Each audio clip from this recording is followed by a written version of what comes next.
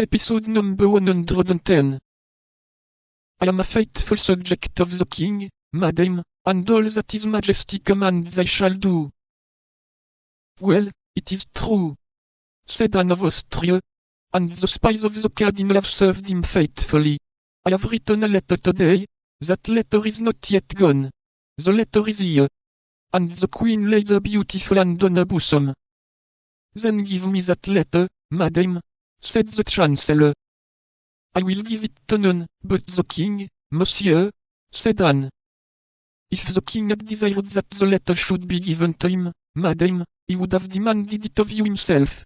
But I repeat to you, I am charged with reclaiming it, and if you do not give it up, well, he has, then, charged me to take it from you.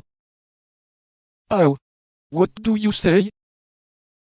That my orders go far, madam, and that I am authorized to seek for the suspected paper, even on the person of your majesty. What horror! Cried the queen. Be kind enough, then, madam, to act more compliantly. The conduct is infamously violent. Do you know that, monsieur? The king commands it, madam. Excuse me. I will not suffer it. No, no, I would rather die. Cried the queen, in whom the imperious blood of Spain and Austria began to rise. The chancellor made a profound reverence.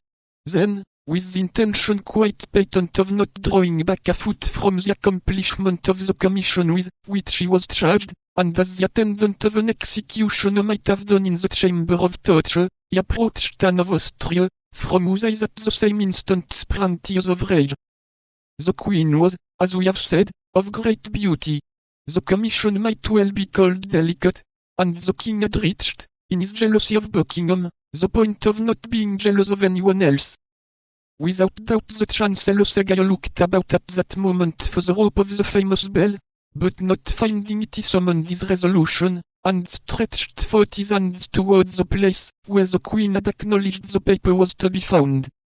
Anne of Austria took one step backward, became so pale that it might be said she was dying, and leaning with the left hand upon a table behind her to keep herself from falling, she with the right hand drew the paper from her bosom, and held it out to the keeper of the seals.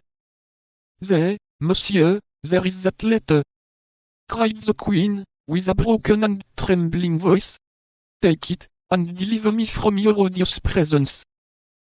The chancellor, who, on his part, trembled with an emotion easily to be conceived, took the letter, bowed to the ground, and retired. The door was scarcely closed upon him, when the queen sank, half fainting, into the arms of a woman. The chancellor carried the letter to the king without having read a single word of it. The king took it with a trembling hand, looked for the address, which was wanting, became very pale, opened it slowly, then seeing by the first words that it was addressed to the King of Spain, he read it rapidly.